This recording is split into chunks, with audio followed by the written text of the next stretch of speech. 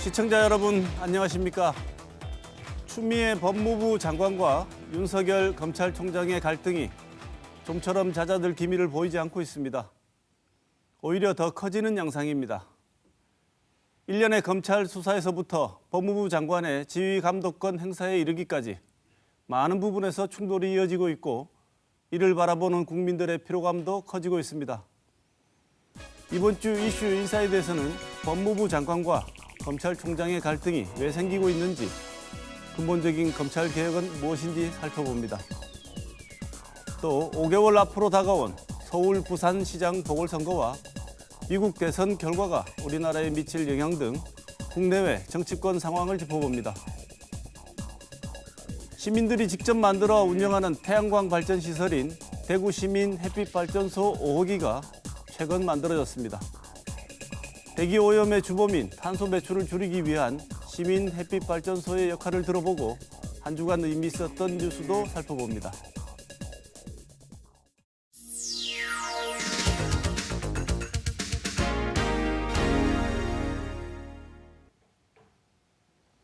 지난 한 주간의 중요한 이슈들을 짚어보는 시간 뉴스 큐레이션입니다. 오늘도 보도국 김은혜 기자 나와 있습니다. 어서 오십시오. 안녕하세요. 네, 지난 한 주도 또 만만치 않은 일들이 있었죠? 네, 그렇습니다. 민주당 조 바이든이 미국 대통령 선거에서 당선됐습니다. 트럼프가 결과에 불복하고 있는 가운데 미국 정권 교체 영향에 관심이 쏠리고 있습니다. 민주당 조 바이든이 우리나라 시간으로 8일 날 선거 나흘 만에 당선에 필요한 선거인당 과반을 확보하면서 승리 연설을 했습니다. 바이든은 화합을 강조를 했고요. 그리고 코로나19 유행 억제를 위해서 강력하게 대응하겠다, 이런 입장을 밝혔습니다.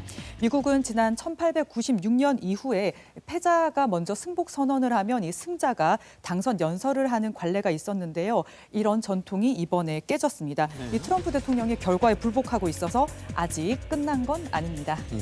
개표 중단 소송이 각 주에서 줄줄이 기각됐고요. 또 법적 대응으로 결과가 바뀌기는 어려울 거다, 이런 예측이 우세하긴 한데요. 하지만 최대 경합주 이 펜실베니아 우편 접수 연장 무효 소송의 경우에 이 구성이 보수 우위인 연방 대법원까지 갈 경우에는 좀 다른 결과가 나올 수도 있다, 이런 가능성도 제기가 되고 있습니다. 근데 우리는 미국 대통령이 누가 되느냐에 따라서 여러 가지가 많이 변하지 않습니까? 외교, 국방 뭐 할 거 없이요. 우리만 그런 게 아니라 전 세계가 마찬가지지만 우리는 특히나 더 그럴 것 같은데요. 네, 그렇습니다. 관련 보도들이 많았는데요. 이 대규모 경기 부양책과 다자주의 중심의 통상 질서가 회복이 되면 이 세계 경제에도 긍정적이라는 평가가 되쳐지지만요. 이 바이든도 결국 자국 우선주의거든요. 그래서 다른 방식의 트럼프와 다른 방식의 이 미국 우선주의가 강해질 거다, 이런 우려가 있습니다. 그리고 이 바이든 노동 친화적인 정책으로 이 철강이나 자동차 같은 미국 내에서 노조 입김이 강한 분야에서 이 수출 규제가 작용할 수 있다, 이런 가능성도 제기되고 있습니다. 이 전반적으로 세계 교역이 개선되고 세계 경제가 안정이 되면 이 수출 비중이 큰 우리나라에는 긍정적으로 작용할 수 있겠지만요. 한편에서는 이 중국을 견제하는 데 동참하라, 이런 요구를 받는 불안 요소도 있을 거다, 이런 제기가 있습니다. 북미 관계에는 좀 더 불확실해질 가능성이 있다지요? 예, 그렇습니다. 바이든이 이 트럼프 정책 제외 기조가 있거든요. 그래서 북미 대화 문턱을 높이고 이 강경한 태도를 보일 가능성도 있지만 반면에 그 민주당의 유화 정책을 받아들일 기조도 있어서 좀 혼재합니다. 북한도 대미 전략을 정하지 못하고 있어요. 이런 상황에서 이 한반도 정세를 안정적으로 관리하기 위해서는 무엇보다 지금 우리 정부의 역할이 중요하다, 이런 지적도 나오고 있는데요. 내년 1월에 출범하는 미국 행정부 어떤 방향으로 나갈지 주목됩니다. 여하튼 트럼프 대통령은 한 번도 보지 못한 일들을 많이 보여줍니다. 네, 다음 소식 전해주시죠. 네, 노동운동가 전태일 열사 50주기를 맞아서 관련 행사가 각계에서 열렸습니다. 그럼에도 불구하고 노동 현장은 달라지지 않았다는 목소리가 여전합니다. 사단법일 전태일의 친구들은 지난 12일에 중구 남산동에 있는 전태일이 살던 집에 그의 이름이 새겨진 문패를 달았습니다. 이 집은 전태일이 인생에서 가장 행복했던 시절이라고 꼽았던 이 청옥 고등국민학교, 현재 명도초등학교 자리에 있던 학교인데요. 여기를 다닐 때 온 가족이 모여서 살았던 곳입니다. 이 전태일의 친구들은 전태일 옛집을 보존하고 그의 삶과 정신을 알리는 기념관을 만들기 위해서 지난해 9월에 이 주택 소유주와 이 매입 계약서를 체결했고요. 이후에 모금 운동을 통해서 시민 3천여 명이 모아준 4억 3천여만 원으로 주택을 매입을 했습니다. 앞으로 시민 의견을 의견을 모아서 기념관을 어떻게 지을지 계획을 세울 계획입니다. 네, 앞서 50주기 맞아서 여러 행사가 열렸는데 이 와중에 또 노동 환경이 어떤지에 대한 설문조사가 있었다지요? 예, 그렇습니다. 노동시민단체가 노동자 인식조사를 했는데요. 응답자 절반가량이 1970년대에 비해서 노동자 처우가 좋아졌다고 답했지만 보시는 것처럼 고용 형태라던가 기업 규모에 따라서 간극이 컸습니다. 앞으로 근로조건이 나아질 것인가라는 물음에 5인 미만 사업장, 비정규직 노동자들은 절반 이상이 내일이 보이지 않는다고 답을 해서요. 긍정적으로 답한 정규직이나 대기업 노동자들과는 극명한 대조를 보였습니다. 이 직장 갑질 119는 50년 전에 전태일과 노동자들이 겪었던 불안과 고통이 지금도 일터의 약자인 비정규직 그리고 5인 미만 사업장, 저임금 노동자들에게 그대로 투영되고 있다 이렇게 짚었습니다. 이 산업재해 사망자가 공식 통계로만 한 해 2,000명이 넘는 지금 노동계와 시민사회단체는 근로기준법과 그 노동조합법 개정 그리고 중대한 산업재해가 발생했을 때 이 사업주와 기업을 처벌하는 이 중대재해기업법 처리를 요구를 하고 있는데요. 해당 3법은 지난 9월에 각각 국회 상임위 회부가 됐습니다. 하지만 이 정의당을 빼고는 좀 미온적인 태도를 보이고 있거든요. 그래서 이 국회 통과 가능성이 높지 않다 이런 분석이 나오고 있습니다. 이런 가운데 최근에 국민의힘이 찬성 의사를 밝혔고요. 또 이어서 이 더불어민주당이 이 법안을 발의하겠다 이렇게 선언을 했는데요. 연내 통과를 할 수 있을지 지켜봐야 되겠습니다. 전태일 열사가 근로기준법을 준수하라며 산호한 지가 50년이 지났는데 네. 일부 영역에서는 여전하다는 게 그 현실이 너무 안타깝습니다. 네, 다음 소식 전해주시죠.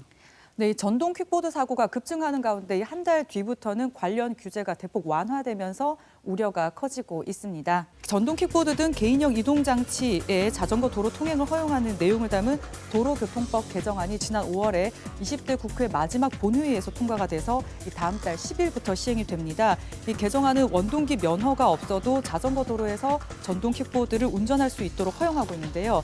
현재는 전동 킥보드가 소형 오토바이처럼 취급이 되고 있는데 다음 달 10일부터는 자전거처럼 취급이 되는 겁니다. 그래서 지금까지는 만 16세 이상 면허를 가진 사람만 이 전동 킥보드를 운전할 수 있었지만 다음 달부터는 만 13살 이상이면 면허가 없이도 탈 수 있거든요. 그리고 또 헬멧 같은 이 안전장비 착용이 의무기는 하지만요. 이 벌칙 조항이 삭제가 되면서 경찰이 단속할 권한이 없어집니다. 뉴스를 보게 되면 그다음에 실제 생활에서도 전동 킥보드 관련 사고가 정말 많이 일어나고 사고 건수도 엄청나게 증가하는 것 같은데요. 네, 그렇습니다. 이 전동 킥보드 관련 사고는 지난 2017년 11건에서 지난해 447건으로 급증했습니다. 이 공유 킥보드 때문에 이용도 늘었고요. 네. 그리고 이 공식 통계는 큰 사고만 잡히기 때문에 사실 작은 부상을 당한 사고까지 포함을 하면 이거보다 훨씬 많을 것으로 예상이 됩니다. 네. 이 도로교통법 개정의 취지는 안전장치가 부족한 이 전동 킥보드가 자동차와 함께 이 자동차 도로를 달리는 상황을 피하고 이 퍼스널 모빌리티에 모호했던 법적 취지를 좀 정리를 하자 이런 취지가 있었습니다. 네, 취지 자체는 좋은데 이 새롭게 바뀐 법안의 문제점들이 속속 드러나고 있죠. 예, 그렇습니다. 이 우리나라의 자전거 도로가 대부분 보행자 겸용이라서요. 이 보행자 사고 위험이 더 커진다 이런 우려가 있고요. 네. 그리고 면허 없이 초등학생이 탈 수 있냐 이것도 맞냐 이런 게 지금 교원단체를 중심으로 문제가 제기가 되고 있습니다. 그리고 이 인도나 여러 곳곳에 마구 주차가 되는 문제 그리고 이 불법 개조를 해서 자동차보다 빠른 속도로 달리고 이런 거에 대해서도 지금 사실상 대응이 어려운 상태입니다. 네. 일각에서는 전동 휠, 전동 킥보드 같은 요즘에 다양한 휴대용 교통수단이 나오고 있지만 이런 안정이 보장되지 않으면 활성화가 무의미하다 이렇게 지적을 하면서요. 늘고 있는 퍼스널 모빌리티를 총괄할 수 있는 이 총괄 관리법이 필요하다 이렇게 전문가들이 지적을 하고 있습니다. 규제 완화, 지금 전동 킥보드 관련 이런 일들이 공유 경제를 활성화하고 규제를 완화한다는 취지지만요. 이 모든 것들이 안전보다 우선되어서는 안 되겠죠. 이 관련 법 개정이 시급하다는 지적에 빠른 대응이 필요해 보입니다. 제가 볼 때는 전혀 모르시는 분들이 법안을 개정을 네, 한 것 후속 같다는 조치가 있을 것 같습니다. 생각이 듭니다. 네. 네. 마지막 소식 전해주시죠. 네, 시민들이 직접 태양광 발전소를 만들어 운영하는 시민햇빛 발전소가 대구에 한 곳 더 늘었습니다. 대구에 있는 한 공공기관 기숙사 옥상인데요. 이 태양광 패널이 설치가 됐습니다. 이 대구 시민햇빛발전소 5호기입니다. 이 시민햇빛발전소는 시민 출자로 만들어진 태양광 발전소에서 전력을 생산해서 한국전력에 판매를 하고요. 이 수익금을 이 조합원들이 배분을 하는 겁니다. 이번에 만들어진 5호기는 시간당 최대 용량이 91kW, 하루 평균 3.5시간씩 한 달 내내 가동을 하게 되면 이 4인 가족 30가구가 한 달 동안 쓸 수 있는 양입니다. 연간 50여 톤의 온실가스도 줄어들 것으로 예상이 되는데요.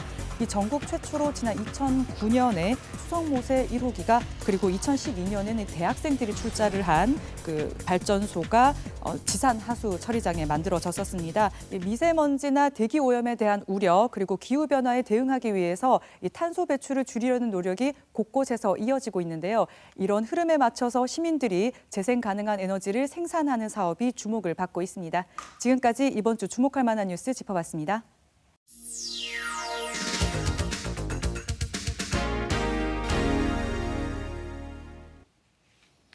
앞서 소개된 대구 시민 햇빛발전소와 관련해서 오용석 대구 지속가능발전협의회 사무처장 모시고 자세한 이야기 더 나눠보겠습니다. 어서 오십시오. 네, 안녕하세요. 네, 처장님. 네, 안심 햇빛발전소를 만든 곳이 안심에너지협동조합이라는 곳이 네. 있다죠. 그 맞습니다. 이사장도 맡고 계시다는데 네, 이 대구 시민 햇빛발전소가 만들어진 과정, 네. 계기 이런 것 좀 소개를 해주실까요? 네.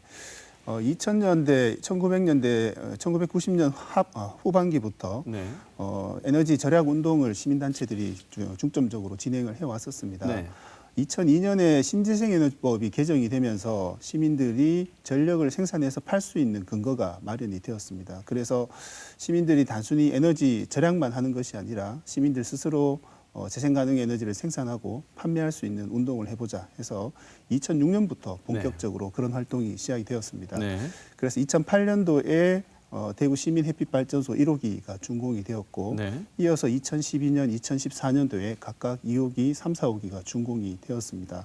그래서 이번에 준공한 안심마을의 시민 햇빛발전소는 대구시 전체로 봐서는 5번째 시민 햇빛발전소가 된다고 이해하시면 될 것 같습니다. 특별한 이 계기, 네. 뭐 이런 게 있었으니까 여러분들이 뜻을 합쳐갖고 시작을 하셨겠죠. 기후위기 문제라든지 온실가스 배출 문제가 굉장히 좀 심각한 문제로 생각을 했었고 네. 또 당시에는 우리가 석유를 대부분 또 수입을 하고 있는 사정이었기 때문에 에너지를 어떻게 자립할 수 있을지, 에너지 안보 문제를 어떻게 좀 확보할 수 있을지 이런 고민들을 하고 있던 시절이었습니다. 그래서 햇빛 에너지는 수입을 하지 않더라도 태양광 전지판만 설치를 하면 어느 곳에서나 쉽게 에너지를 얻을 수 있기 때문에 그런 차원에서 처음에 접근들을 하게 되었습니다. 전력을 생산해서 어쨌든 판매하는 거니까요. 네. 수익금이 생기지 않겠습니까? 네. 구체적으로 이 수익금은 어떻게 분배를 하든지 아니면 지역을 위해 사용되고 있다면 어떻게 사용되는지 소개를 좀 해주시죠. 네, 발전소에서 발생한 수익의 일부는 참여한 조합원들에게 배당을 하게 되고요. 네. 배당 수준은 연 한 3%, 4% 사이 정도가 될 걸로 예상을 하고 있습니다. 네. 그 이외에도 추가적으로 발생하는 수익분에 대해서는 저희가 이런 재생에너지가 보고 확산이 될 수 있도록 다시 교육을 한다든지 홍보를 한다든지 이런 사업들, 또 하나는 에너지 복지 사업, 에너지 빈곤 계층이 겪고 있는 어려움들을 해소할 수 있도록 네. 태양광을 무상으로 설치를 해준다든지 에너지 효율을 개선해주는 사업들을 생각을 하고 있고요. 특히 안심에너지협동조합은 마을 공동체에서 여러 가지 활동들을 함께 하고 있어서 마을 공동체에서 벌어지는 여러 가지 활동들을 또 지원하는 사업들도 계획을 하고 있습니다. 네. 이 뜻이 있거나 의지가 있어도 이 만드는 과정이 그렇게 쉽지가 않다고 하는데요. 네. 추진 과정에서 어떤 어려움이 있는지요? 네, 발전소를 건설하기 위해서 제일 먼저 필요한 것은 발전소를 설치할 부지가 필요합니다. 네. 이 부지를 구하는 게 굉장히 좀 쉽지 않은 과정인데요. 왜냐하면 발전소를 한번 설치하게 되면 최소 20년 이상은 운영을 해야 되기 네. 때문에 민간 부지라든지 개인이 소유한 부지를 이용하기는 굉장히 쉽지가 않습니다. 네. 그래서 자연스럽게 공공이 가지고 있는 행정기관이 가지고 있는 부지를 더 선호하게 되는데요. 네. 그런데 공공기관에서는 그런 부지를 제공하는 데 있어서 여러 가지 좀 제약 규정이라든지 또 행정 절차 문제라든지 이런 부분들 때문에 부지를 하나 임대하는 것 자체가 굉장히 쉽지가 않고 네. 부지를 어렵게 또 구하더라도 두 번째는 그 발전소를 건설할 수 있는 비용을 주민들이 출자를 해서 모금을 하도록 해야 되는데요. 네. 지금은 이런 햇빛 발전이나 재생에너지에 대한 시민들 관심들이 굉장히 높아지기는 했지만 그럼에도 불구하고 100만 원, 200만 원 이 적지 않은 돈을 네. 이렇게 협동조합에 출자를 하고 이런 햇빛 발전소를 만드는데 함께 한다는 것은 좀 쉽지 않은 일인 것 같습니다. 네. 그래서 그런 차원에서 이런 시민들이 이런 데 대한 인식들이 더 높아질 수 있도록 교육도 하고 공감대를 확산할 수 있는 여러 가지 홍보 활동도 함께 필요할 것 같습니다. 네. 지금 정부가 추진하고 있는 전체적인 정책의 방향이랄까요? 네. 그것과도 부합하는 것 같은데 네.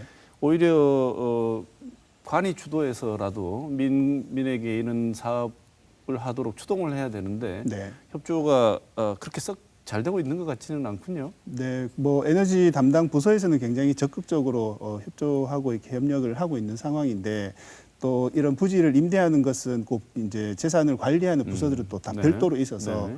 그런 부서의 담당 공무원들까지 이런 재생에너지 보급 확산에 대한 의지나 어떤 필요성에 대해서 크게 공감을 하고 있지는 않은 상황이기 때문에 그런 이해관계들을 조정하는 데 상당히 시간들이 걸리고 있는 상황입니다. 다른 지역이나 다른 해외에서도 이런 방향으로 진행을 지금 하고 있는 추세지요? 네, 해외에서는 굉장히 빠른 속도로 재생가능 에너지가 확산이 되고 있고요. 지난해 2019년 한 해 동안 세계적으로 보급된 재생가능 에너지 용량이 200기가와트에 달합니다. 200기가와트라면 단위가 너무 커서 이렇게 감이 잘 안 오실 것 같은데 네. 우리 원자력 발전소 한 기가 대략 한 1기가와트 용량이라고 이해를 하시면 될 것 네. 같습니다. 그러면 전 세계적으로 지난 한 해 동안 200개의 원자력 발전소가 생긴 셈이죠. 그중에서 절반 이상인 약 115기가와트가 태양광으로 보급이 네. 되었습니다. 네. 특히 독일이나 덴마크처럼 재생가능 에너지 선진국들은 이런 재생가능 에너지 시설에 독일은 50%, 덴마크는 약 70% 정도가 시민들이 소유하고 있는 시설들입니다. 네. 그만큼 시민 참여가 굉장히 활발하게 이루어지고 있다라고 이해를 하시면 될 것 같고요. 네. 서울 경기 지역 중심으로 굉장히 활발하게 진행이 되고 있는데요. 네. 지금 전국 시민발전 협동조합 연합회라는 조직도 생겨서 전국에서 이런 활동을 하는 협동조합들이 함께 연대하는 모임도 같이 운영이 되고 있습니다. 각종 과학적인 데이터를 보면 우리가 지금 한가계에 있을 때가 아니고 탄소 배출을 정말 열심히 줄여도 네. 2050년 정도가 되면 심각하다는 보도를 제가 본 적이 있는데 네. 이 탄소 배출을 줄이는 것과 관련해서 햇빛 발전소의 앞으로 방향이랄까요? 네. 어떻게 진행돼야 될지 소개를 끝으로 좀 해주시죠. 네. 진행자님 말씀하신 것처럼 2018년 10월 달에 인천 송도에서 IPCC라는 기후변화에 관한 당사국 협의체라는 기구에 그 기후변화 관련되는 과학자 네. 그룹의 총회가 있었습니다. 여기서 1.5도 특별보고서라는 게 채택이 되었는데요. 2100년까지 지구 평균 기온이 산업화 이전과 비교했을 때 1.5도 이상 오르지 않도록 해야 한다라고 이렇게 합의를 한 거죠. 네. 그렇게 목표를 달성하기 위해서는 2030년까지 우리가 약 온실가스 배출량을 절반 수준, 2050년까지는 거의 배출하지 않는 탄소 중립 상태로 만들어야 한다라고 권고를 하고 있습니다. 네. 그러기 위해서 가장 중요한 게 석탄 발전소와 내연기관 차량을 빠르게 질서 있게 퇴장시켜야 된다라고 권고를 하고 있는데요.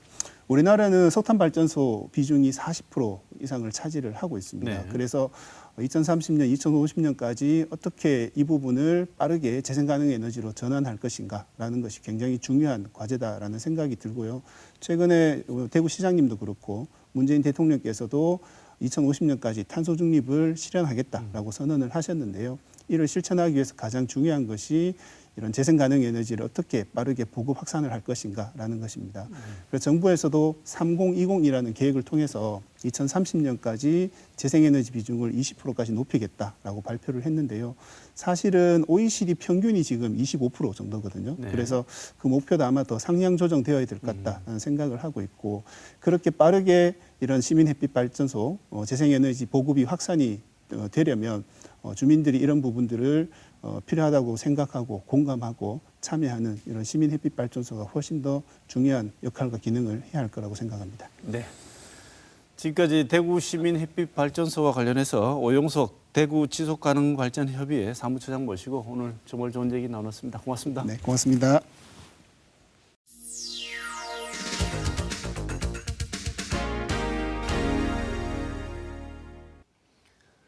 최근 추미애 법무부 장관과 윤석열 검찰총장의 갈등이 점입가경입니다. 살아있는 권력 수사냐, 정권 흔들기냐는 상반된 시각 속에 국민들의 피로감은 커지고 있습니다.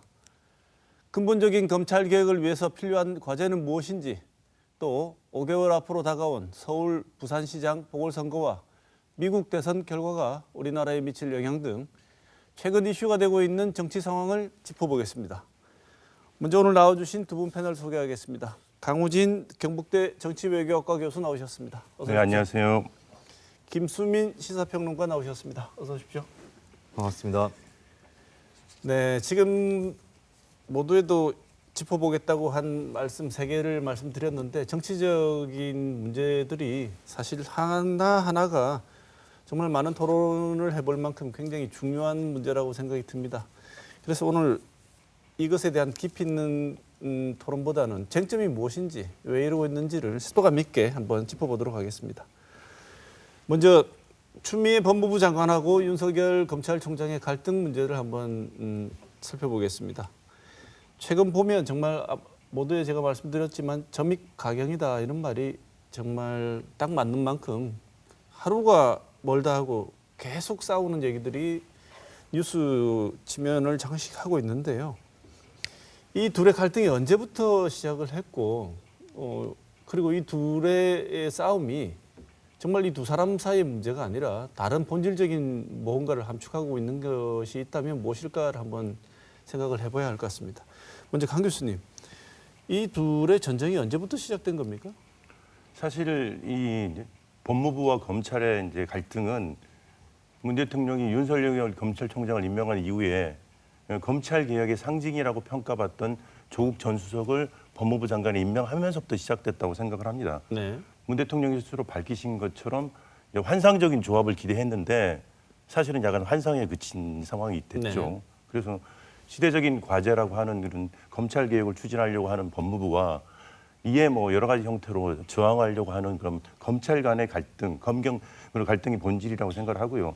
조국 사태가 1라운드였다라면 추윤 사태는 2라운드가 아닌가 이렇게 생각을 하고, 가장 큰 문제는 시대적 과제인 이런 검찰 개혁이 정치적 파당의 대립으로 지금 국민들한테 읽혀지고 있고 또 조직 간의 갈등으로 읽혀지고 있다는 점에서 좀 안타까운 점이 있죠. 김수민 평론가 이 진단에, 강 선생님 진단에 동의하십니까? 네, 뭐 검찰 개혁의 내용에 대해서는 어떤 것이 옳은 것이냐 의견은 분분하겠지만 어쨌든 더 나은 권력 기관을 만들어야 한다라는 것은 많은 국민들이 동의를 할 것 같은데, 지금 현재는 이제 뭐 개별적인 수사까지도 다 도마 위에 올라서 여러 가지로 좀 정권이나 검찰이나 흔들리고 있는 그런 모습을 보여주고 있고, 이것이 이제 어떤 명백한 객관적 잣대에 의해서 진행이 되고 있는 것이 아니라 상호 간에 이제 의견, 그러니까 단순한 사실관계를 두고도 의견이 갈리는 이런 현상까지도 나오고 있다라고 좀 심각한 상황이라고 봅니다. 네. 그러면 본질적으로 뭐 더 쉽게 얘기해서 법무부는 검찰 개혁을 하려고 하는데 개혁의 당사자인 검찰이 지금 어떻게 보면 총장을 필두로 해서 조직적으로 저항한다고 보십니까? 검찰 개혁을 검찰에서 저항을 하려고 했다면 검찰이 정권 수사를 안 하는 게 더 유리하겠죠.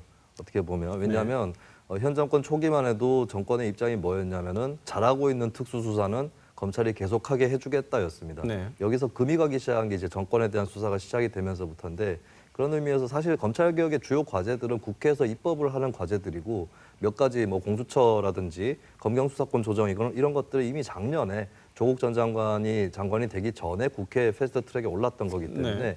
이거를 뭐 검찰이 일부러 정권을 수사해서 막을 수 있다 이런 성질의 것은 아니라고 보여지는 네. 거고요.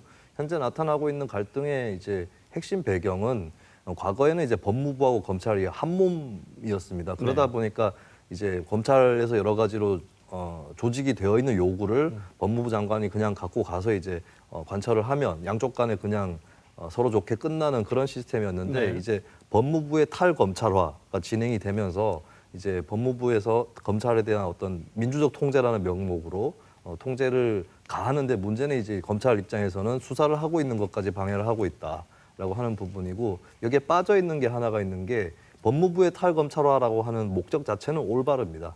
법무부가 검찰의 입김에 휘둘리던 과거의 역사, 에서는 이제 벗어나야 되는 건데 거꾸로 그렇다면 검찰도 법무부의 입김으로부터 자유로워야 될 필요가 있는 거거든요. 독립적인 기관이기 때문에 근데 그 부분이 제대로 진행이 되고 있지 않다라고 하는 게 저는 이 사태의 본질이라고 봅니다. 그런데 지금 김수미 평론가 말씀하신 내용을 들어보면 지금 추미애 장관 같은 경우에는 반대로 검찰의 지휘하에 법무부의 지휘하에 검찰을 갖다 두는 게 검찰 개혁의 올바른 방향이다라고 생각하는 것처럼 보입니다. 어떻게 보십니까? 우리 김 평론가가 말씀하신 것처럼 두 가지 방향이 있을 겁니다. 이제 검찰을 독립시키는 것과 검찰을 제도적으로 민주적 통제하에 두는 두 가지 방향이 있을 수 있는데 독립시키는 거는 이제 여러 가지 또 부수적인 장치들이 필요합니다. 예를 들면 예산 문제라든지 그렇지만 전체적인 방향을 보면 민주화요 특히 이제 문재인 정부 들어서는 뭐 윤석열 장관의 지금 여러 가지 모습들이 상징적으로 저는 나타낸다고 생각합니다만 검찰을 통제하려고 들지 않았습니다. 검찰의 독립은 진행되고 있는 것이고요. 그 과정에서 여러 가지 잡음들이 있지만 보다 더 중요한 이슈는 어떻게 문민적 통제, 민주적 통제 안에 검찰을 둘 것인가라는 게 이제 검찰 개혁의 가장 핵심적인 부분인데 이 부분에서 이제 검찰과 법무부가 생각이 좀 다른 것이죠. 네. 네. 그래서 제일 처음에 등장했던 문제가 지휘 감독권 행사 아니겠습니까? 네. 강 교수님 보시기에 검찰에 대한 법무부 장관의 지휘 감독권 행사는 뭐 적절했다고 보십니까? 적절 부적절이라기보다는 일단은 추미애 장관 들어서 우리가 잘 알다시피 2005년도에 처음 이제 천정배 장관 시절에 강정구 전 교수의 그 국가보안법 사건을 중심으로 한 이제 사건에 대해서 지휘권을 한 번 행사한 이후에 모든 지휘권이 지금 추미애 장관 시기에 지금 행사되고 있지 않습니까? 네.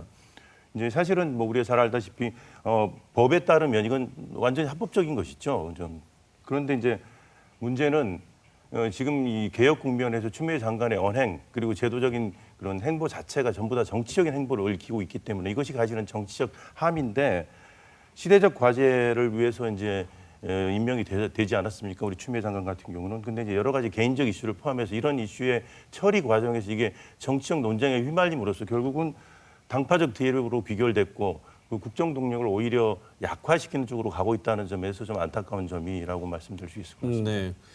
지휘 감독권은 필요할 때는 언제든지 행사할 수 있는 권한이 아니라 역대 법무부 장관이 이 권한이 있었음에도 불구하고 행사 안 한 것은 검찰의 독립성을 위해서 가급적이면 결정적으로 문제가 있지 않으면 행사하지 않는다는 걸 지켜왔던 것 같아요. 소극적인, 그렇죠. 소극적인 권한으로 보고. 그런데 이 정부에서는 굉장히 적극적으로 행사를 했다는 점에서 이제 반발이 있고 한 것 같습니다. 김수민 평론가는 어떻게 보십니까? 수사지휘권이라는 게 외국의 사례를 보면 독일에서 유래가 된 건데 독일에서는 한 번도 행사를 한 적이 없다고 해요. 법무부 장관이. 그것은 뭐냐면 이제 대통령이 사실 현재 헌법에서도 계엄권을 갖고 있거든요. 하지만 민주화 이후에 계엄이 이루어진 적은 없었습니다. 네. 그러니까 굉장히 조심해서 다뤄야 한다는 것이고 검찰청 법에도 보면 법무부 장관이 검찰을 개별적 사건에서 지휘를 할 때는 검찰총장만을 지휘하도록 돼 있습니다.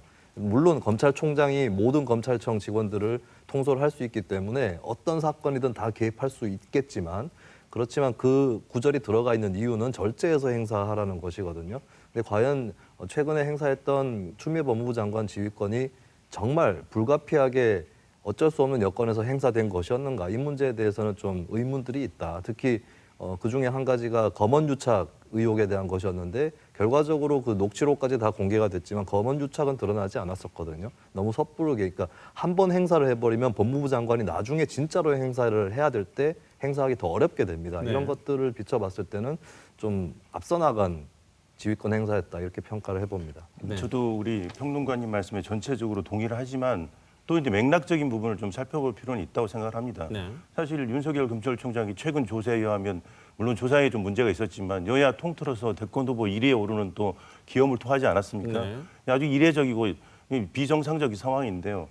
이제 이런 과정에서 윤 총장이 인기를 얻게 되는 것은 이제 이 살아있는 권력에 대한 수사라는 명분인데 사실은 윤 총장의 이 수사라는 게 선택적 정의라든지 선택적 수사라는 비판을 또 많이 받지 않았습니까? 특히 이제 검언유착 케이스도 그렇고 또 본인의 가족과 관련된 케이스도 그래서 당연히 자제돼야 되고 되도록이면 이제 유보돼서 행사되고 정치적 맥락을 잘 고려를 해야 행사돼야 되는 게 맞지만 특히 윤 총장 케이스 같은 경우는 윤 총장이 좀 그런 단초를 제공한 점이 있었다라는 점도 같이 지적을 하고 싶네요. 네.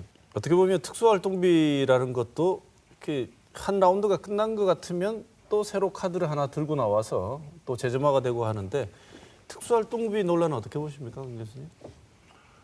특수활동비 논란도 참 골치 아픈 문제도 그렇죠. 우리가 잘 알다시피 특수활동비는 이제 기밀 유지가 필요한 정보라든지 수사, 외교, 뭐 안보, 경호 이런 이제 특수목적 경비로 사용하라고 이제 예산을 배정하는 거 아니겠습니까? 네. 가장 중요한 건 사실 투명성이죠, 투명성. 중요한 건 이번 기회에 특활비의 이제 사용 내역을 정확하게 공개하는 문제와 그러니까 대중적으로 공개하지 못하더라도 원칙을 가지고 사용하는 문제, 이런 투명성의 문제를 제도화하는 계기로 만드는 게 훨씬 더 중요한 문제가 네. 아닌가. 특수활동비라는 것 자체를 강 교수님 말씀대로 없애고 꼭 필요한 곳에만 집행하고 감독하는 걸로 가는 건 맞는 말인데 지금 벌어진 일은 그걸 어떻게 쓰느냐를 가지고 이렇게 또 말이 많단 말이죠.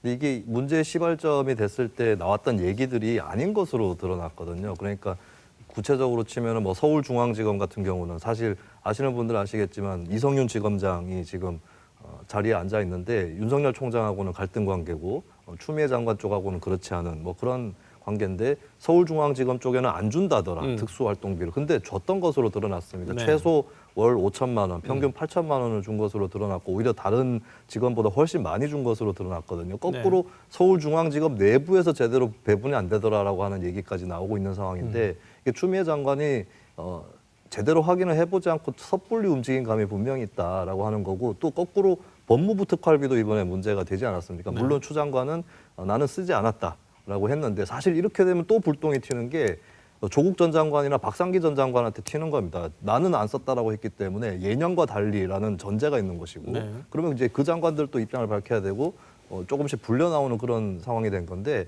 근데 이제 이런 문제는 면밀하게 따져보고 앞으로 아까 교수님께서 말씀하신 그 대안에 대해서는 제가 거의 공감을 하기 때문에 그런 방향으로 진행을 하면 되는 것이거든요.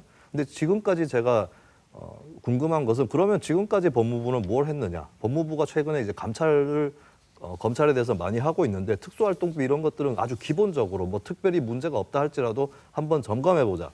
국회라든지 국정원 특활비도 문제가 된 만큼 점검을 해보자라고 해서 미리 조용하게 법무부에서 대검이라든지 각종 지검에 대한 특활비를 감찰이라든지 이런 것들을 했어야 되는 일인데 왜 뒤늦게 들고 나와서 그것도 부정확한 정보를 가지고 일을 크게 만들었느냐. 이 부분에 대한 책임은 면할 수 없을 것 같습니다. 그런 맥락에서 아까도 말씀드린 것처럼 우리 추 장관이 좀 아쉬운 게요. 추 장관은 우리가 잘 알다시피 여성 최초의 지역구 5선 의원 출신이고 정치력이 뛰어난 분으로 알려져 있지 않습니까? 당대표까지 지냈던 분이고. 그런 분이 이제 법무부 장관이 됐는데 법무부 장관의 행동 하나하나, 지시 하나하나가 지 현재 국면에서 상당히 큰 정치적 의미를 가질 수 있다는 걸 충분히 아실 수 있는 분인데 우리 김평론가가 잘 지적하신 것처럼 이런 불필요한 논쟁들, 불필요한 이슈들을 좀 물론 본인 입장에서는 이게 이제 개혁의 한 과정으로 생각할 수도 있겠지만 계속적으로 만들어가는 과정에서 원래 취지는 사라지고 이게 논쟁의 대상이 되고 있기 때문에 이게 개혁의 동력을 오히려 약화시키는 쪽으로 가고 있다는 점에서 좀 아쉬움이 좀 큽니다. 네, 지금 지적하신 것처럼 그 검찰총장을 공격하기 위한 일종의 실탄으로 급히 찾다 보니 그중에 하나 찾아낸 게 특수활동비인데 제대로 조준을 못하고 타격을 못했다 이렇게 하는 뭐 생각들 얘기들도 많은 것 같은데 이게 우리를 안타깝게 하는 거는 바로 그 지점 아니겠습니까? 강 교수님 말씀하신 것처럼 해야 하는 검찰 개혁의 동력을 열심히 하면 할수록 떨어뜨리는 게 이 문제지요. 근데 한편 검찰이 최근에 월성 1호기 원전 경제성 평가 조작 의혹 사건을 두고 이 수사에 착수하자마자 여권이 이제는 검찰이 국책 사업에 대해서도 감나라 배나라 하고 태클을 하는 것이냐 쉽게 말해서 정권 흔들기를 하고 있다라고 주장을 하는데 김수희 평론가는 어떻게 보십니까? 월성 1호기 수사 문제는 저는 민주당과 국민의힘이 합작해서 문제의 본질을 일그러뜨리고 있다라고 정리를 하고 싶습니다. 왜냐하면 이게 7원전이냐 탈원전이냐의 문제가 아니거든요. 네. 그것은 감사원에서도 밝혔듯이 정책적 타당성에 대해서 우리는 얘기하지 않는다. 그 과정에 어떤 문제가 있었는지 살필 뿐이다라고 하는 것이고 검찰 수사도 마찬가지입니다. 네. 그러니까 어떤 비리라든지 이런 것들이 있다고 해서 그 자체로 친원전이 옳고 탈원전이 그럴렀다 이렇게 얘기할 수 없는 것이고요. 네. 근데 국민의힘에서는 이 과정에 문제가 있었으니까 탈원전에 문제가 있다 이런 식으로 몰아가기를 하고 있고 민주당에서도 이 수사는 탈원전을 흔들기 위한 것이다. 이렇게 얘기를 하고 있습니다. 전혀 이건 두 가지는 별개로 분리되어야 될 일이다라고 네. 하는 거고 이번에 심각하게 드러난 것은 이제 감사원 감사를 앞두고 산업부 공무원이 444개의 파일을 삭제를 해버렸거든요. 이거는 명백한 감사 저항이고 불법적인 행위입니다. 네. 수사를 하지 않고서는 그냥 넘어갈 수 없는 문제고 그리고 솔직히 얘기해서 산업부가 과거에는 친핵발전소의 온상이었다고 해도 저는 과언이 아니라고 보거든요. 네. 그런 산업부가 언제 탈핵의 투사가 돼서 자료를 삭제를 했을까요? 저는 공무원의 자발적인 행위였을 가능성은 낮다. 예, 이게 얼마만큼 처벌을 받고 누구까지 처벌을 받아야 될지는 수사를 해봐야 되는 일이고 그런 차원에서 수사 자체를 하는 거는 문제가 없다.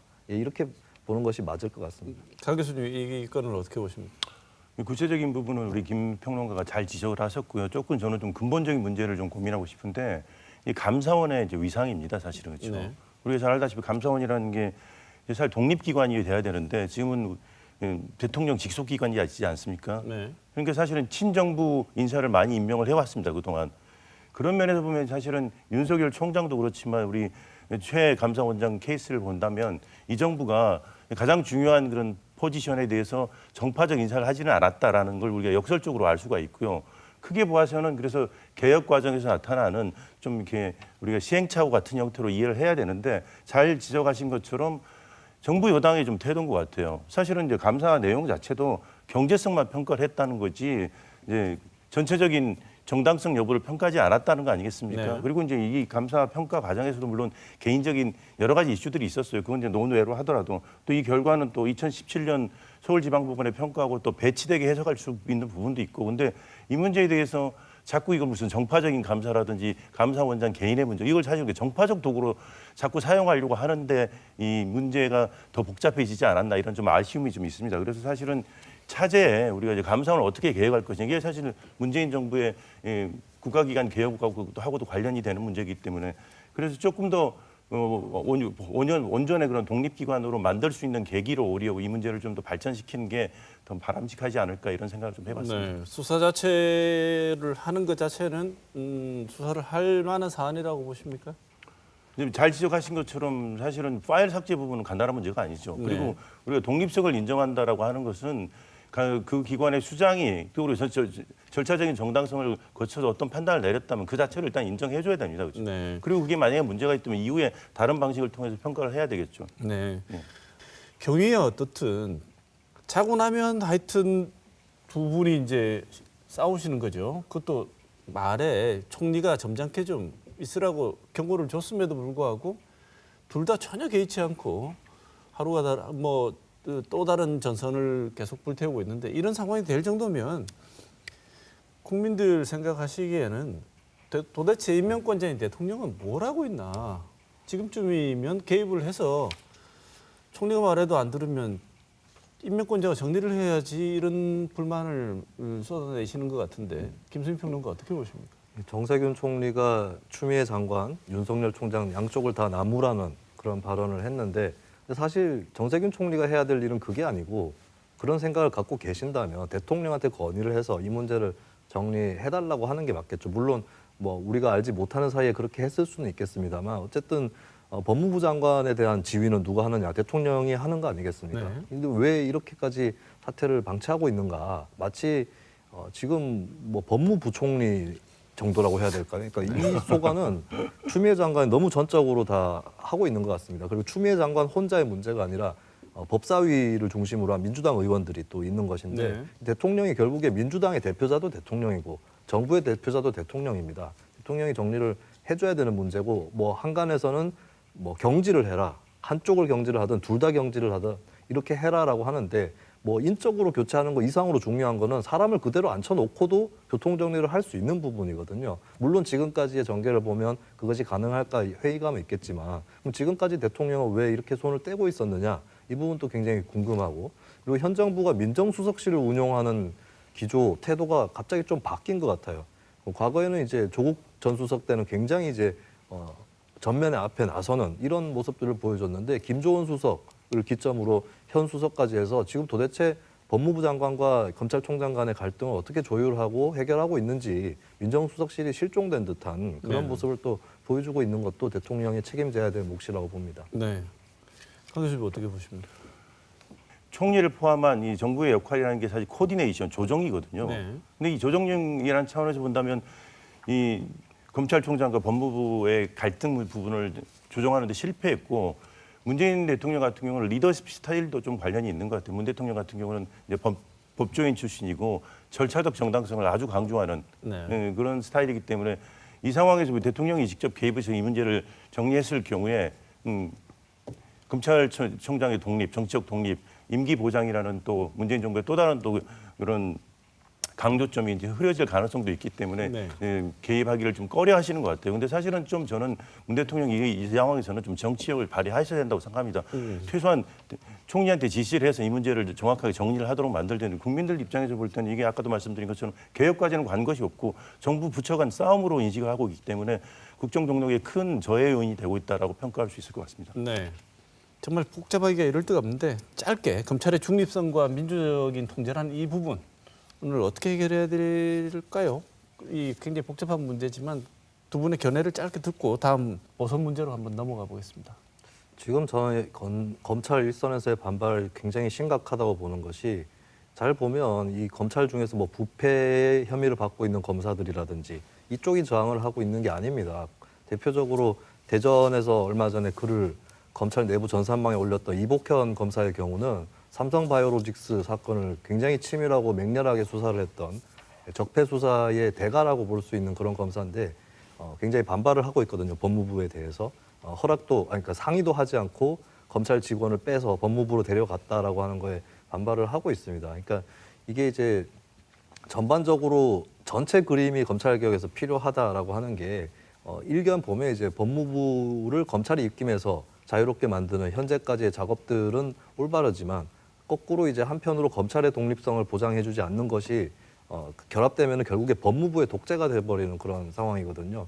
이 문제는 이제 간단하게 민주적 통제를 하기 위해서 우리가 지휘하겠다라고만 할 수는 없는 것입니다. 그러니까 계속해서 어떻게 보면 앞으로도 일정 부분의 긴장 관계를 적정하게 법무부와 검찰 간에 형성을 하는 것이 중요한 문제다라고 볼 수가 있겠습니다. 네. 강 교수님. 김평등 변호사 말씀에 전체적으로 동의를 하고요. 사실은 검찰 개혁이라고 해도 검찰이 개혁의 대상으로만 우리가 삼을 수는 없거든요. 네. 검찰이 개혁의 주체가 돼서 갈 수 있도록 정부가 독려하고 이끌어가는 것이 법무부와 정부의 역할인데 그런 면에서 보면 우리 추 장관의 정치력이 좀 아쉬움이 크고요.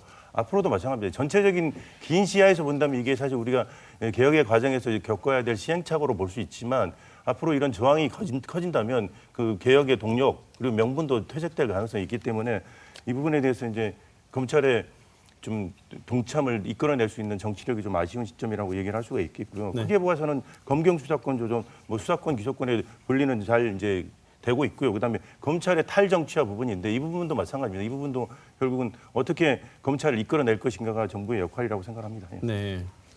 네. 이 정도로 정리하고요. 이제 서울시장, 부산시장 보궐선거 얘기 좀 해보겠습니다. 제일 먼저 두 민주당 당원 얘기를 했는데 민주당이 당원을 고치지 않았습니까? 네. 그런데 당원을 고친 이것 자체에 대해서 뭐 또 정치적으로 보면 어쩔 수 없지 않느냐. 두 지자체장이라는 무게가 가진 게 특히 또 대선을 앞두고 있고요.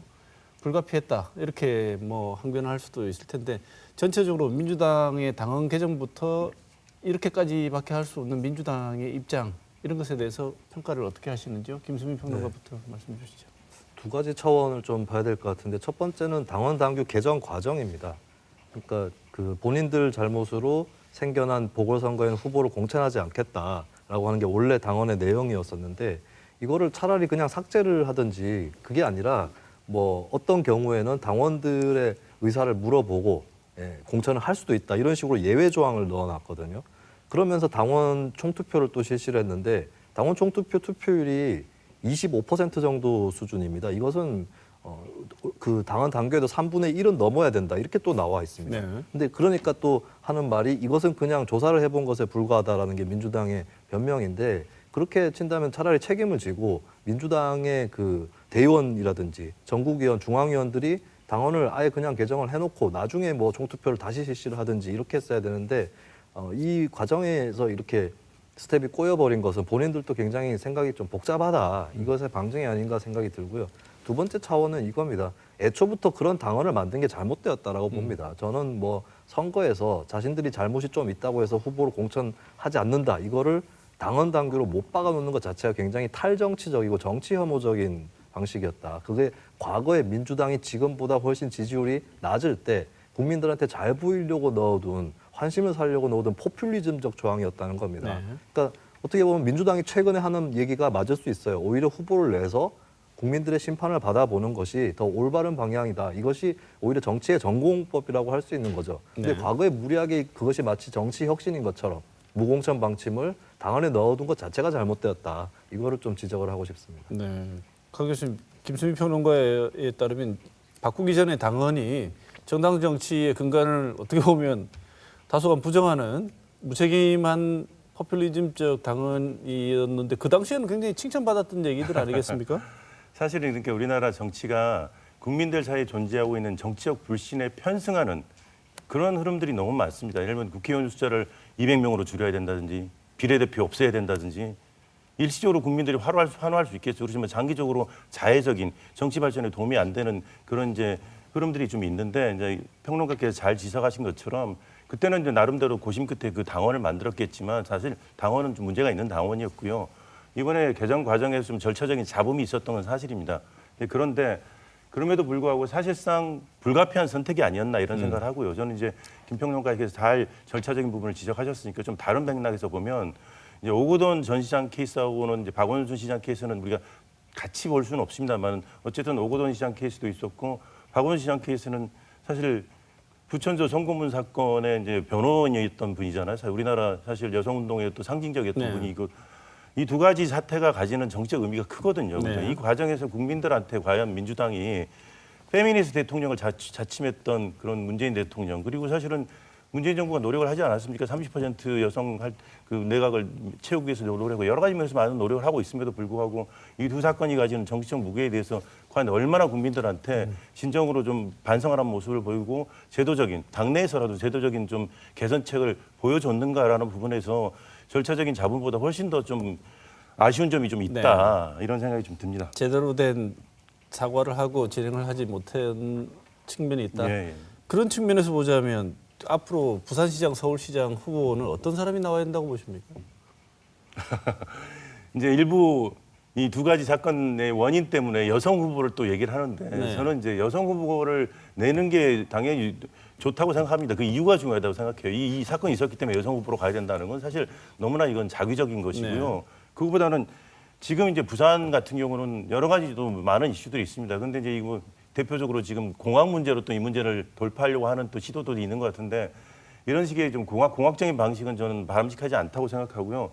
좀 더 좀 장기적인 관점에서 일단은 이 문제에 대한 철저한 반성과 국민적 사과 그리고 국민적 공감을 얻은 다음에 비전, 서울과 부산에 대한 미래 비전을 좀 제시한 다음에 그 비전을 이룰 수 있는 사람이라면 여성이든 남성이든 사실 정치인이든 또는 뭐 다른 경력을 가진 사람이든 상관이 없지 않을까 이런 생각을 해봅니다. 김수미 평론가는 어떤 사람이 나와야지 가는 거라고 보십니까? 글쎄요, 그거는 어떤 사람이 누가 나오느냐보다는 이제 정정당당하게 선거에 임하는 정당의 자세가 더 중요하지 않을까 네. 그렇게 생각합니다. 지금 아직까지 사실 어떤 선거 전략이나 공약 같은 것도 등장한 게 사실은 없고요. 그다음에 뭐 후보 자체가 떠오른 사람이 없다 이렇게 말할 만큼 안개 속에 있기 때문에 전체적인 어떤 뭐 분석은 불가능할 것 같은데 두 분의 그냥 짧은 생각을 좀 듣고 싶습니다. 서울, 부산 어느 당이 승산이 있어 보이십니까? 아무래도 부산은 원래 국민의힘 강세 지역이다 보니까 네. 승산이 있을 거라고 보여지고요. 아무래도 물론 해봐야 아는 거고 한간에서는 국민의힘 언저리에서도 이러다가 부산시장도 진다 이런 얘기도 있기 때문에 뭐 그거는 좀 불확실하지만 조금 굳이 얘기하면 국민의힘 쪽이 유리하겠죠. 그렇다면 이제 좀 예측을 해보자면 민주당 쪽에서는 부산시장 후보를 어떻게 할 것이냐. 지금 주요 민주당 인사들이 부산에서는 국회의원을 하고 있기 때문에 국회의원을 차출하고 이런 시나리오는 힘들 것 같고 제가 조심스레 전망을 해보자면 부산시장 선거에 민주당 후보는 관료 출신이 될 가능성이 좀 높다. 예, 특히 이제 현재 그 부산시의 경제부시장이라든지 혹은 권한대행 같은 경우는 이제 관료 사회에서도 이름이 높고 지역사회 평판도 괜찮다는 평가가 있습니다. 그런 인물들이 수혈될 가능성이 좀 있어 보이고요. 네. 서울시장 선거가 이제 부산시장 선거보다는 조금 더 혼전 양상으로 갈 것 같은데 이 양당이 다 고민인 게 민주당은 지금 후보군은 뚜렷하게 나와 있는 상태인데 박원순 시장의 그 충격적인 사건 이후에 그것을 수습할 수 있는 신선한 카드들인가 했을 때는 의문이 제기되는 네. 거고요. 국민의힘은 지금 몇몇 여론조사에서 서울 지지율이 높게 나옵니다. 하지만 사람이 없다는 거 그리고 인재 영입도 안 되고 있다는 거 이렇게 봤을 때는 과연 서울시장이 이 선거를 할 때 과연 그 명확하게 승기를 잡을 사람이 있는가 여기에 대한 궁극적인 의문이 떠나지 않는 게 서울시장 재보선 전망입니다. 네. 강 교수님께는 다른 방향으로 한번 질문을 드려보겠습니다. 사실 아직까지 안개 속이니까요. 이럴 때 또 뜬금없이 또 한 번씩 등장하시는 분이 안철수 국민의당 대표신데 이번에 뭐 야권 재편론 이런 말씀을 하신 것 같아요. 어떻게 평가하십니까 이 주장에 대해서? 야권 재편론의 사실상 내용은 국민의당 재편론이죠. 네. 뭐 국민의당을 재편하지 않고서는 본인의 정치적 미래를 보장받기 힘드니까 그렇게 명분을 만들어 던지신 건데 정치적으로 보나 명분으로 보나 좀 실책이었다고 보고요. 오히려 자신을 내려놓는 모습을 좀 보여줬다면 더 설득력이 있었을 거라고 생각합니다. 네. 예를 들면 자신은 이제 다음 대선에 출마하지 네. 않겠다. 지금 우리가 보수라고 하든 아니면 뭐 개혁세이라고 하든 뭐라고 하든 안철수 대표가 생각하는 그런 그룹이 다시 태어나는 좀 계기를 마련하자 우리 문재인 정부에 저항하는 이런 모습을 보여줬다면 오히려 설득력이 있지 않았을까 이런 생각을 하고요. 네. 서울 부산 보궐선거와 관련돼서 한국 정치가 참 안타까운 게 뭐냐면 이런 계기마다 이런 인물을 중심으로 우리가 이제 그 고민을 한다는 거죠. 여러분 부산시장 선거도 뭐 김무성 전 대표 얘기도 나오고 또 마찬가지로 또 누가 나와야 상대방 후보를 이길 수 있을 것인가 뭐 정치인의 현실이기 때문에 불가피한 부분도 있지만 지금 부산이 당면한 문제와 서울이 당면한 문제를 고민할 때 인물 중심이 아니라 미래 비전을 중심으로 치열한 논쟁이 좀 진행되고 그 과정에서 어떤 사람이 좀 더 지속 가능한 좀 설득력 있는 비전을 제시한다면 의외로 국민의힘한테 또 서울시장 선거도 가능성이 있을 수 있고 마찬가지로 부산도 가능성이 있지 않을까 이런 생각을 좀 해봅니다. 네. 네. 마지막으로 짧게 그래도 우리 정치와 우리나라에는 뭐 어느 분야 하나 할 것 없이 영향을 미칠 수밖에 없는 미국 대선 결과 얘기 잠깐 하고 오늘 토론을 정리를 하도록 하겠습니다. 먼저 뭐 결론적으로 바이든 후보가 됐습니다. 이게 가지고 있는 함의랄까요? 의미는 어떤 게 있을까요, 강 교수님? 두 가지 점을 좀 지적하고 싶은데요. 첫 번째는 이제 국민적 레퍼런덤, 국민투표 성격이 강했다. 뭐 트럼프가 지표상으로는 경제가 좋았지 않습니까? 뭐 논란이 있습니다만은 그럼에도 불구하고 코비드 대처에 완전 실패했었고 그리고 또 집권 기간 내내 그런 인종차별적인 대통령 정책으로서의 뭐 발언도 그렇고 정책도 그렇게 해왔기 때문에 국민들의 저항의 선거로 읽을 수가 있고 첫 번째는 두 번째는 그럼에도 불구하고 2016년과 마찬가지로 2020년에도 지적됐던 트럼피즘 그 기존의 정치권이 대변하지 않은 저항력 백인들을 중심으로 한 노동자를 중심으로 한 흔히 말하는 블루 스테이트 그러니까 러스트 벨트라고 하는 그런 북부 주에서의 트럼프의 선전 그러니까 유권자들의 지지 저항은 기존 정치권이 만약에 이런 다수의 유권자를 포괄하지 못할 때 대변하지 못할 때 정치권에 대한 반란은 일어날 수 있고 이것이 또 다른 형태로 나타날 수 있다는 걸 한국 정치에도 던지는 함의가 있지 않나 이런 생각합니다. 네. 김순 평론가는 어떻게 보십니까? 또 이번 선거의 결과는 바이든의 승리라기보다는 트럼프의 패배라고 설명을 할 수가 있겠습니다. 물론 트럼프 후보는 대통령은 4년 전보다는 득표율이 더 올랐지만 선거인단에서 졌기 때문에 억울한 결과를 좀 받아들였는데 그래도 현직 대통령이 재선에 실패하는 사례가 미국 역사에서 별로 없었거든요. 네. 그리고 뭐 재선에 실패를 하더라도 그 전임 대통령이 같은 당 선배 대통령이 재선을 해뒀거나 그러니까 아버지 부시 대통령 전에 레이건 대통령처럼 그래서 카터 대통령 이후로 처음이에요. 트럼프 대통령이 재선에 실패를 한 게. 그런 걸 봤을 때는 문제가 있었다라고 하는 건 분명해 보이고요. 그것은 뭐냐면 혐오라는 정서에 기반을 해서 집권을 했고 그 정서 때문에 결국 반대층을 결집시켜 버렸다라고 하는 겁니다. 트럼프 대통령 같은 경우는 각종 음모론 이런 것들을 많이 대통령의 입으로 펴는 사람이기도 했었고 코로나19 대처도 그래서 더 실패가 두드러져 보이는 것이고 기성 언론에 대해서 기성 언론은 다 거짓말합니다. 우리 편 아닙니다. 이런 식으로 몰아갔던 것이 불리한 언론 환경을 만들었고 이런 부분들이 이제 혐오 정치의 패배인 것이다라고 보고 특히 한국도 미국처럼 양당 체제가 형성이 돼 있고 굉장히 이제 적에 대한 혐오를 부추기고 아군을 결집시키는 이런 정치 패턴이 자리 잡고 있는데 미국 정치를 보면서 반면교사로 삼아야 한다. 이 말씀을 드리고 싶습니다. 네, 강 교수님, 바이든 행정부가 들어서게 되면 우리 북미 관계나 우리와의 한미 관계에 전반적으로 어떤 변화가 있을 거라고 보십니까? 일단 동맹의 복원이라는 점에서는 문재인 정부를 포함한 우리 한국에는 상당히 긍정적 요인으로 작용할 가능성이 있고요. 네. 그렇지만 이제 예를 들면 트럼프가 시도했던 그런 깜짝 수요라든지 탑다운 방식을 우리가 기대하기는 힘들 것 같고요. 여러 가지 아주 세밀하고 조밀한 절차적 정당성을 확보하면서 북미 관계가 회복될 가능성이 있다라고 생각을 합니다. 그런 면에서는 기회와 도전이 함께 오고 있다 이렇게 생각을 합니다. 네. 예. 그동안 토론 중에 못다 하신 말씀이 있으시면 짧게 클로징으로 1분 정도만 말씀을 두 분께 듣겠습니다. 먼저 김수민 평론가 주시죠. 네.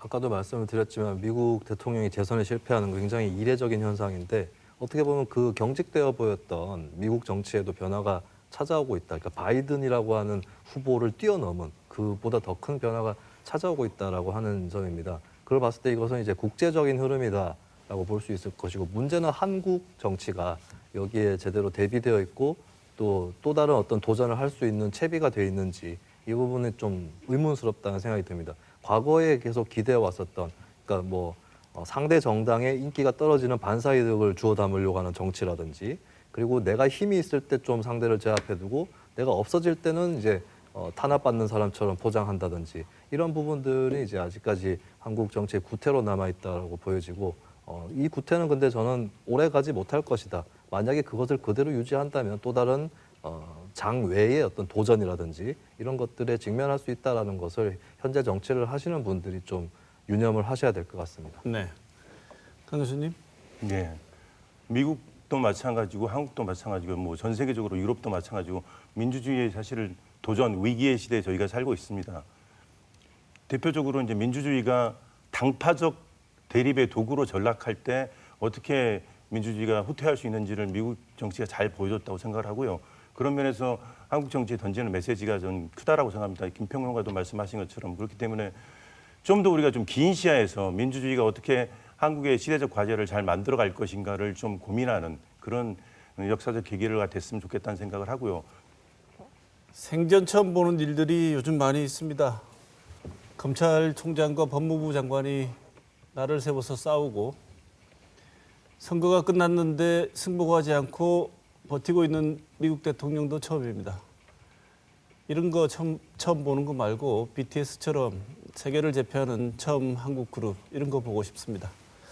오늘 좋은 말씀 주신 두 분, 강호진 경북대학교 정외과 교수님, 그다음에 김수민 시사평론가 두 분 말씀 고맙습니다. 오늘 토론 여기서 마치겠습니다. 고맙습니다. 네, 감사합니다.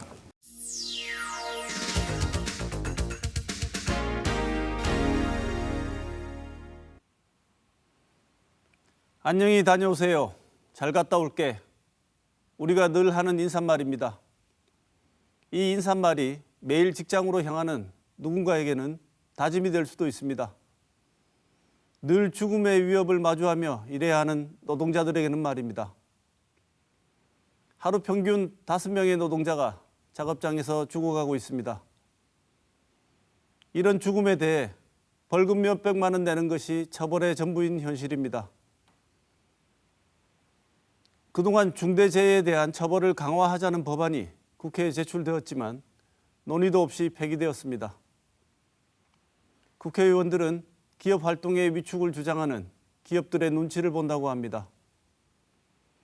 이 법이 통과되면 기업 활동이 위축된다는 말은 그동안 그 기업의 성장이 노동자들의 희생 위에서 이루어졌다는 사실의 고백입니다. 그런데 어떤 희생은 다른 무엇으로도 보상이 불가능한 죽음이라는 희생입니다. 이번 국회에서는 이 문제에 대한 논의가 시작될 모양입니다. 국회의원들처럼 노동자들에게도 안녕히 돌아가야 할 가족이 있습니다. 안녕히 다녀오세요. 이번 국회에서는 이 소박한 인사에 담긴 무게를 정말 잊지 말기 바랍니다. 이번 주 시사톡톡은 여기서 마치겠습니다.